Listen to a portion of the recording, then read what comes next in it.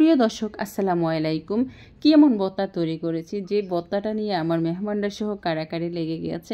এই ভর্তাটা তৈরি করে আমি টেবিলের এক কোণে রেখে দিয়েছিলাম। আমার মেহমানদের নাকের কাছে নাকি সুন্দর একটি ফ্লেভার আসতেছে, তারা সব ঢাকনিগুলো তুলে তুলে দেখতেছে ভর্তা। এখন তারাই খেতে, আমি আর খাওয়ার এই সুযোগ পেলাম না।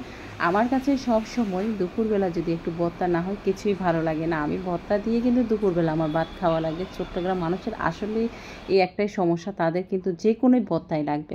চলে যাচ্ছি মূল প্রসেসিংয়ে। আমি এখানে শুকনা মরিচ পুড়ে নিয়েছি। তো এই মরিচগুলো একটু ঝাল আছে, আপনাদের কাছে যেগুলো মিষ্টি মরিচ হলে মিষ্টি মরিচ পুড়ে নিতে পারেন। তো আমি এখানে পুড়ে রেখে অনেক দিন পর্যন্ত খাবো। আমার কাছে এভাবে মরিচ পুড়ে রেখে দিয়ে যে কোনো শাক রান্না করলে তখনও কিন্তু শাকের সাথে আমার একটাই মরিচই লাগবে। এখন মরিচগুলো পুরো শেষে আমি এখানে দিয়ে দিলাম একটু সরিষার তেলে 1 কাপ পেঁয়াজ কুচি দিয়ে দিলাম।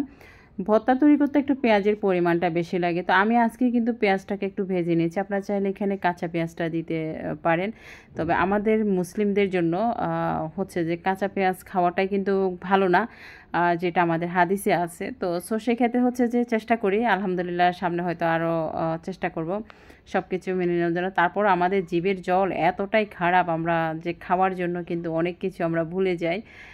তো এখানে আমি এই পেঁয়াজের সাথে কিন্তু একটা টমেটো দিয়ে আমি ভালো করে ভেজে নিয়েছিলাম। তো এখানে আপনারা চাইলে টমেটোটা স্কিপ করতে পারেন, তো দিলে কিন্তু স্বাদটা কিন্তু বেড়ে যাবে। ভিডিওটি না টেনে সম্পূর্ণ দেখলে বুঝতে পারবেন আমি কিভাবে তৈরি করেছি।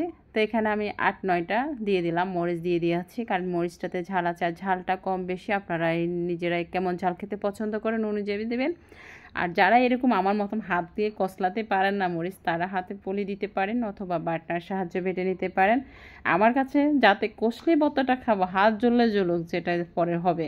এখন একটু লবণ দিয়ে আবার এগুলোকে পেঁয়াজের সাথে ভালো করে মিশিয়ে নিচ্ছি। প্রিয় দর্শক, ভিডিওটি কেমন লাগলো অবশ্যই কমেন্টস করে জানাবেন। ভিডিওটি না টেনে সম্পূর্ণ দেখলে বুঝতে পারবেন আমি কি অ্যাড করেছি। সবচাইতে মজার জিনিস হচ্ছে চিংড়ি গুঁড়া। এই চিংড়ি গুঁড়াকে আমরা অনেক সময় পুড়েও খেতে পারি, আবার এই চিংড়িগুলোকে একটু ভালো করে ধুয়ে তারপরে সরিষার তেলের ভিতরে একটু লবণ আর একটু মরিচ, সামান্য একটু হলুদ গুঁড়া দিয়ে এটাকে ভেজে নিতে পারবেন। সর্বোচ্চ 2 থেকে 3 মিনিট সময় নিয়ে একটু ভাজি নেবেন, একদম ঝুরো ঝুরো মসমস হয়ে যায়। যে আমরা যে চিংড়ির বালাচর খাই থাকি, এটার থেকে কিন্তু টেস্ট হবে এটাই। আপনার হাতে মাখা ভর্তাটাই হবে সবার সেরা। তো এখানে আমি দিয়ে দিয়েছি ধনিয়া পাতা দিয়ে এখন আমি আবারও ভালো করে মেখে নিয়েছি। সিম্পল। আর আমার মেহমানরা তো বারবার জিজ্ঞেস করেছিল এই ভর্তাটা কীভাবে তৈরি করেছে। যখন ওনাদেরকে এইভাবে বলেছি একেবারেই সহজ, কিন্তু আসলে জানি না যে কীভাবে যে তাড়াতাড়ি করতে হয়। তারা বলতেছে বারবার এই রোজ কিন্তু খেতে হবে এমন ভর্তা তৈরি করে। ভাবি যতবার আসবে ততবারই কিন্তু যে কোনো ভর্তা কিন্তু আপনার হাতে চাই। তো আর একটু স্বাদ বাড়ানোর জন্য দিয়ে দিতে পারেন লেবুর রস, কারণ যাতে এখন প্রচুর গরম পড়তেছে, আর এই গরমে গরম ভাতের সাথে যদি আপনি এমন যদি লেবু মাখা ভর্তাটা খান, তাহলে তো মনে হয় যে 2 প্লেট যারা ভাত খায় তারা 3 প্লেটেই খাবে, অনায়াসে খাবে, আঙ্গুল চেটে পুটে খাবে, যেমনটাই আমার মেহমানরা খেয়েছিল। প্রিয় দর্শক, ভিডিওটি ভালো লেগে থাকলে আমার পেজটিকে ফলো দিয়ে সাথে থাকবেন। নিত্য নতুন যে কোনো সহজ রেসিপি ফারনাস কুকিং হাউজে পেয়ে যাবেন।